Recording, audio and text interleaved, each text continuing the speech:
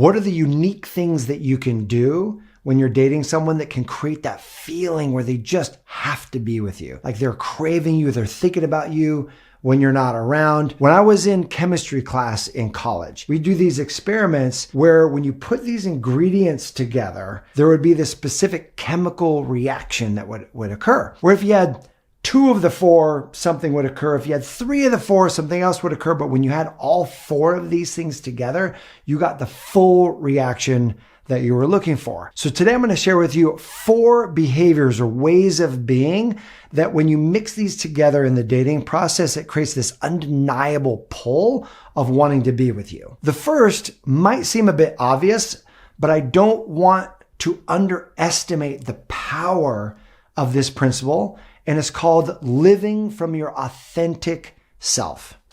Living from your authentic self. In a moment, we'll unpack exactly what that means, but let me begin with this analogy. If you like ice cream, you can go get ice cream from any grocery store. Maybe you like chocolate chip cookie dough. Any grocery store has that. You can walk up and buy it right now. And yet, why is it that salt and straw ice cream shops literally around the country have lines around the block to get that ice cream? My wife and I, the other day, we walked by a Salt and Straw. There's a line literally around the block. So when you look up the flavors of Salt and Straw, right? Yes, you've got your double fold vanilla, you've got chocolate chip cookie dough, you've got the regular ones, but that's not why there's a line around the block. The line around the block is because of these crazy flavors that they combine and put together. I looked these up recently and here are the flavors. You've got Parker house rolls with buttercream. You've got pumpkin spice tiramisu. You've got pear and blue cheese ice cream. Like pear and blue cheese ice cream?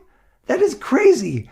But maybe they're onto something, right? You want to taste it. You want to experience it. So when you're dating somebody, you don't just want to give the vanilla flavor. And that's where you play it safe. You try to be perfect and you try to match everything that the other person wants. So many of us are so scared of being rejected that we don't actually just bring our full authenticity to the table, where you allow the other person to see all the uniqueness of you, the things, your ideas and beliefs and behaviors and quirkiness, the things that make you, you. I've been really enjoying going deep in this particular book, The Gifts of Imperfection by Brené Brown. It's awesome when it comes to living authentically. And so on page 49 and 50, she talks about this and brings up 2 really, really important points that I think are valuable for this moment. She said, before I started doing my research, I always thought of people as being either authentic or inauthentic. Authenticity was simply a quality that you either had or that you were lacking. I think that's the way most of us use this term. She's a very authentic person. But as I started immersing myself in the research and doing my own personal work, I realized that, like many desirable ways of being, authenticity is not something we either have or don't have. It's a practice. It's a conscious choice of how we want to live. Authenticity is a collection of choices that we have to make every single day. It's about a choice to show up and be real,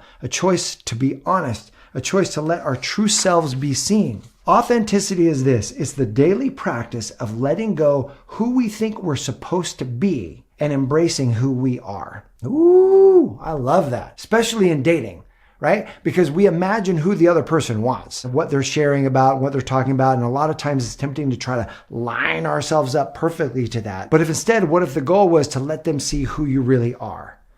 Again, it's letting go of who we think we're supposed to be and instead embracing who we really are. And what this means is it's cultivating and choosing the courage to be imperfect, set boundaries, and allow ourselves to be vulnerable. And then she provides a great formula that enhances our own practice of authenticity. There's many, but I'll share with you just one. She says, cultivating the courage to be imperfect, to set boundaries, and to allow yourself to be vulnerable. I love that. And it's perfect for dating and relationships.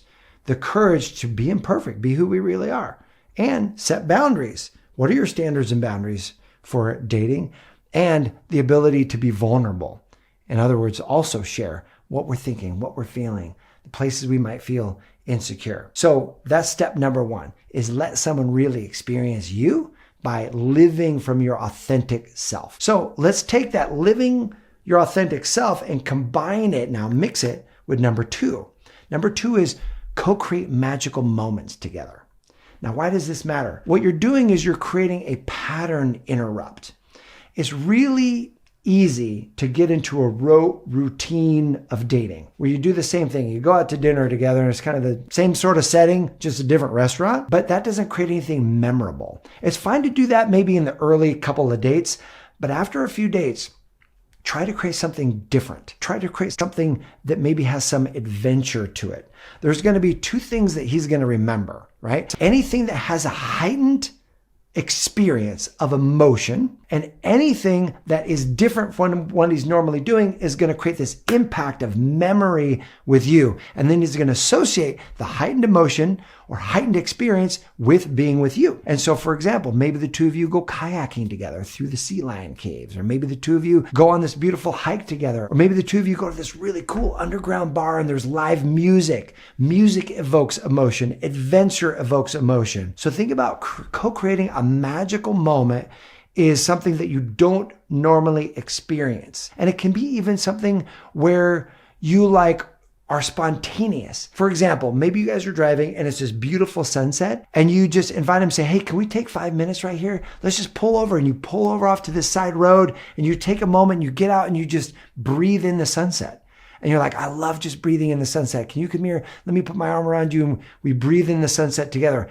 I know that might be random and crazy, might not be your thing, but if it is your thing, let it fly, because that will be a magical moment that he'll think back to that says no other woman's ever done that before. So now we take living from your authentic self with creating these magical moments and we move it into step number 3, which is to leave him wanting more. Woo, that is super powerful. When you create these beautiful experiences and then you leave him wanting more of it, that's going to cause this drive to want to be with you and pursue you and call you and make plans. One of my clients was talking about how she met this guy online. They had a lot in common, super connected. And on their first conversation, they started talking and they talked for 3 hours. And she said, I liked it, but I ended up having to tell my friend, I texted my friend while I was talking that I couldn't meet her for the walk that we were going to go on because I'm talking to this guy. And so she was having these mixed feelings. She was like, was that the right thing to do, is talk to him for 3 hours or not? So take this into consideration. I don't like rules. I like tools. One of the tools or principles is leave him wanting more. Yes, it's fine to talk for 3 hours. It's not like that's going to sabotage anything, but you will absolutely not harm the relationship by pacing the connection, allowing that build up. And here's one of the great things that you can do. If the conversation is going great, don't cancel plans with somebody else that you have a commitment to. Don't cancel plans with yourself. If you have a commitment to exercising or getting some work done or doing something creative, keep your commitments to yourself and others. And when you're talking on the phone, you can literally use this line, and it's great, where you tell them, you say, I could talk to you all night and I have a commitment that I need to keep with somebody. And so I'm going to have to let you go, but I would love to pick this up sometime soon. So to be continued. He's going to feel like, oh, I want to keep this going. And how about tomorrow? And he'll set up plans for the next conversation, or he'll text you the next day and say, hey, let's jump on the phone and pick up where we left off. Same thing can happen when it comes to an in-person interaction, where you tell him, you say, hey, I can hang out with you all day and I have a commitment that I have to get to. So I hope we're able to pick this up again real soon. Woo! And you leave him wanting more. And that creates this compelling action to be with you sooner rather than later. Make him feel special with a challenge. That's number 4. Make him feel special with a challenge. What does this mean? He is craving to know whether or not you're interested. He's craving to know, are you enjoying your time together? He's craving to know, are you leaning into this experience with him? At the same time, he's scared that you might way outpace him because he's also liking this and he's discovering where it can go. When one person gets way out in front, it's scary. You've probably experienced this where somebody just kind of love bombs you and immediately they want to be exclusive and you're like, whoa, guy, like slow things down. I'm not ready to just dive right on into this. The same thing can happen if we're telling the person how much we're enjoying ourselves and how amazing they are and how normal they are and just all the crazies that you've met online and all of that. It can then come across that they are your only option. And it can be interpreted as you just want to get exclusive as fast as possible, where that's probably not your energy and not your intention, but it can be misinterpreted. So that's why you combine it with a challenge where you say something like this. Hey, I just want to let you know like how cool you are or how great you are. Like you are so fun and so great. I'm really enjoying my time with you. And I like to take things slow. It takes a special kind of guy to win my heart. And I just want you to know I'm really enjoying the time that we're spending together. And so it's this combination of I like you and it takes a special guy to win my heart. I like to take things slow. And so what that does is that calms any fears that he may have from misinterpreting a comment like you really like him and him thinking that, well, now you're just ready to get exclusive. So these 4 things are just beautiful. Your authentic self mixed with creating magical moments that align with that authentic self, leave him wanting more, and then affirming how much you like him, but with the challenge that it takes a special guy to win your heart, or that you like to take things slow. All of that creates this craving to progress the relationship with you forward. My question for you is, what have you experienced with a guy that just makes you want more? What is that thing that he can do that causes you to lean in? I would love to hear your perspective on this. And so know this, your amazing love life, I firmly believe this, if you have that desire, is coming into your life right now. I can tell because you're studying, you're learning, you're growing. And so here is to that amazing love life happening even faster than you imagine. I appreciate you. Thanks for watching. I'll see you soon.